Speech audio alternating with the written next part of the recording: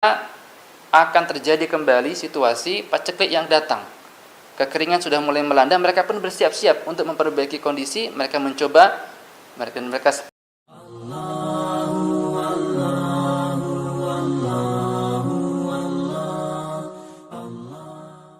Bismillahirrahmanirrahim. Alhamdulillahirabbil alamin. Hamdan katsiran thayyiban mubarakan fihi kama yuhibbu rabbuna wa yarda.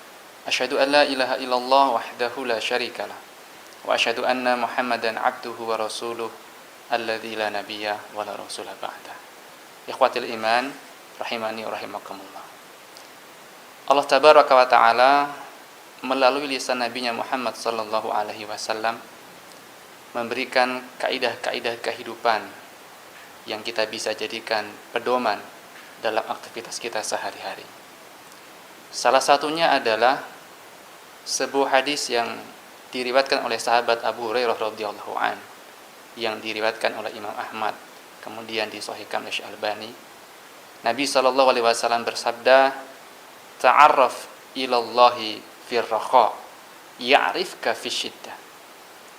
Kenalilah Allah tabaraka wa taala dalam kondisi kita, dalam kondisi lapang, dalam kondisi tidak banyak masalah, dalam kondisi serba berkecukupan.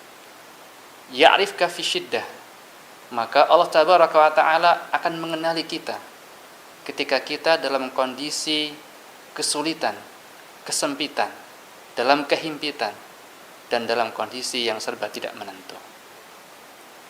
Ini adalah kaidah kehidupan yang penting untuk kita ketahui bersama, bahwasanya Allah tabaraka wa taala menginginkan kita senantiasa bersama Allah tabaraka wa taala ketika Allah berikan kepada kita banyak kenikmatan.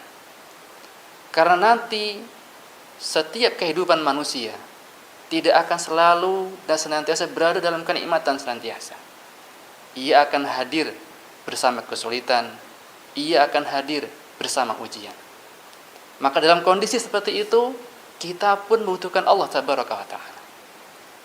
Maka Allah tabaraka wa ta'ala akan mengenali kita, akan mendapati kita, dan akan memberikan pertolongannya kepada kita di saat Allah tabaraka wa ta'ala diperlakukan oleh hambanya ketika hambanya mendapatkan banyak kenikmatan di sisi Allah tabaraka wa ta'ala. Ada sebuah kisah yang menarik yang perlu kita cermati di sini, yang ini akan menjadi ibrah untuk kita bersama, tentang bagaimana seorang hamba memperlakukan Allah tabaraka wa ta'ala ketika nikmat lapang, dan demikian pula Allah tabaraka wa ta'ala akan memperlakukannya ketika dia berada di dalam kesempitan.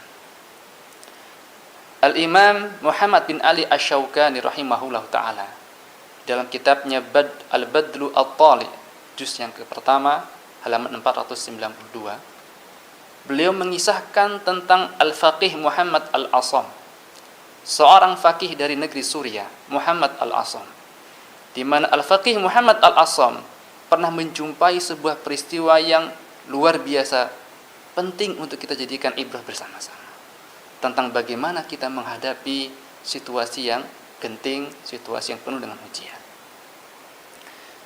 Muhammad Al-Asam mengisahkan bahwasanya di negeri Suriah pernah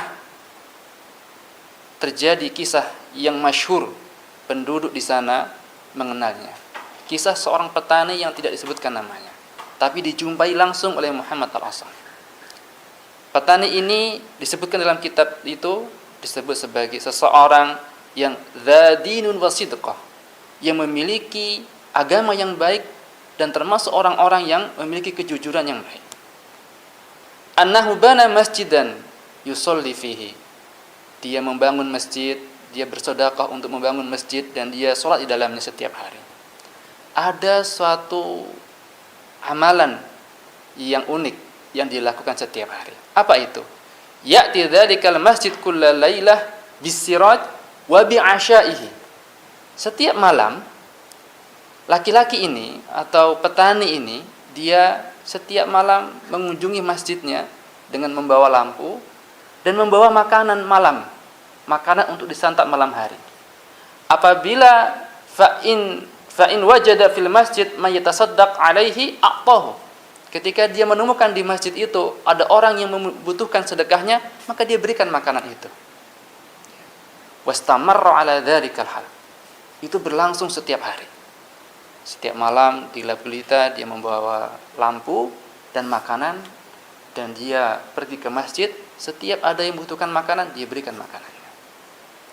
Sampai suatu ketika terjadi peristiwa paceklik yang panjang, kemarau yang panjang di negeri Suriah, sehingga kemudian petani ini pun mencoba menggali sumurnya untuk mendapatkan air bersama anak-anaknya.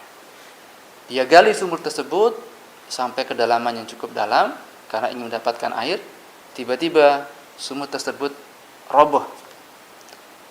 Sang ayah yang ada di bawah itu kemudian tertimbun oleh reruntuhan tanah tersebut. Semua anak-anaknya kemudian tidak bisa berbuat apa-apa karena saking dalamnya sumur tersebut, dan sang ayah sudah tertimbun di dalamnya. Ikhwan fillah azani wa jazakumullah.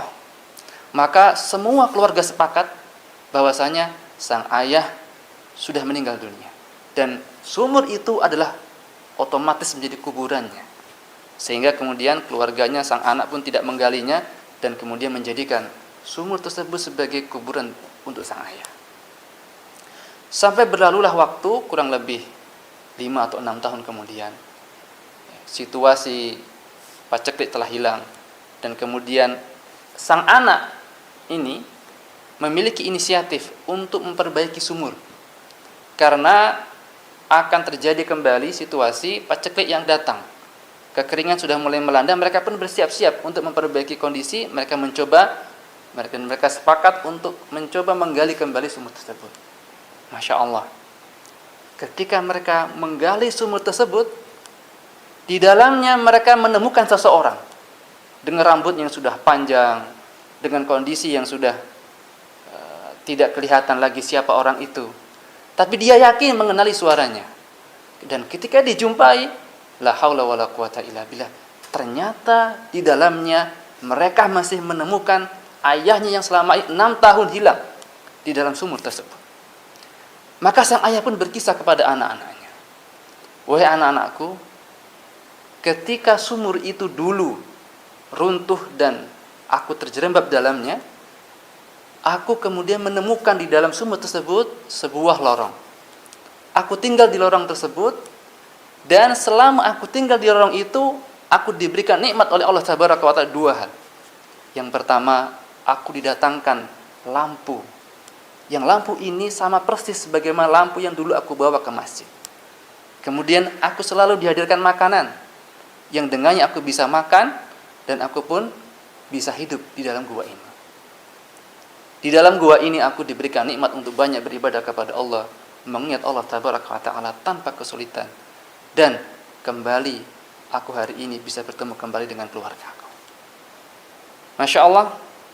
Inilah kisah yang disebutkan oleh Al-Faqih Muhammad Al-Assam tentang seseorang yang Allah Tabaraka wa Ta'ala berikan ujian kepada dirinya, yang dia harus terbenam di dalam sumur tersebut. Tetapi Allah Tabaraka wa Ta'ala mengetahui bagaimana kondisi hamba tersebut ketika dia berada dalam kenikmatan. Ketika berada dalam kenikmatan, Allah mengenal petani ini adalah petani yang saleh, orang yang baik agamanya, suka menderma, membangun masjid. Kemudian setiap malam dia bersedekah kepada orang banyak. Kemudian dia berangkat ke masjid dengan lampunya yang khas, dan dia lakukan itu sehari-hari. Ternyata Allah Tabaraka wa Ta'ala tidak meninggalkannya saat dia dalam kondisi kesulitan. Ikhwan fillah azani wa jazakumullah, marilah kita bersama-sama mengambil iktibar dari kisah ini, bahwasanya Nabi SAW telah menggambarkan kaidah ta'arraf ilallah firraha. Kenalilah Allah Tabaraka wa Ta'ala ketika kita dalam kondisi lapang. Ta'arraf maksudnya adalah kita dekat dengan Allah Tabaraka wa Ta'ala. Kita tetap mensyukuri nikmat Allah Tabaraka wa Ta'ala, tetap memperbanyak doa kepada Allah Tabaraka wa Ta'ala, tetap menjaga ketaatan kita kepada Allah Tabaraka wa Ta'ala ketika Allah turunkan nikmat yang banyak kepada kita. Karena nanti suatu saat ketika kita mendapatkan kesulitan, kita pun tetap membutuhkan Allah Tabaraka wa Ta'ala, dan Allah akan mengenali kita karena kita selama kita dalam kondisi nikmat, dalam kondisi senang, kita pun mengenal Allah Tabaraka wa Ta'ala. Ikhwan fillah azani wa jazakumullah, demikianlah kajian singkat ini, semoga bermanfaat untuk kita semua, dan kita berharap Allah Ta'ala mengaruniakan kepada kita banyak kenikmatannya, dan kita pun sanggup mensyukurinya, sehingga dalam kondisi kita sempit, Allah Ta'ala tetap menolong dan memperhatikan kita. Subhanakallahumma bihamdika asyhadu an la ilaha illa anta astaghfiruka wa atubu ilaik. Wassalamualaikum warahmatullahi wabarakatuh.